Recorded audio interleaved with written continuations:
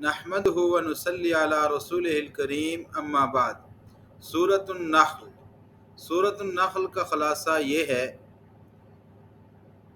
اللہ کی نعمتیں، بارش، فصلیں، جانور، شہد اور سمندر کا ذکر، توحید، اللہ تعالیٰ کی وحدانیت اور شرک کی تردید،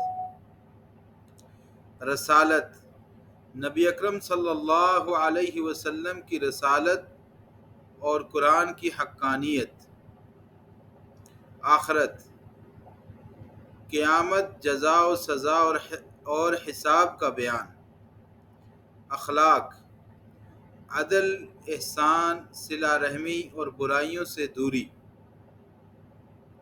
انبیاء علیہ السلام کے قصص، عبرت کے لیے انبیاء علیہ السلام کے واقعات بیان کیے گئے ہیں، قرآن کی حقانیت، کفار کے اعتراضات کا جواب اور قرآن کی ہدایت کے بارے میں بات کی گئی ہے۔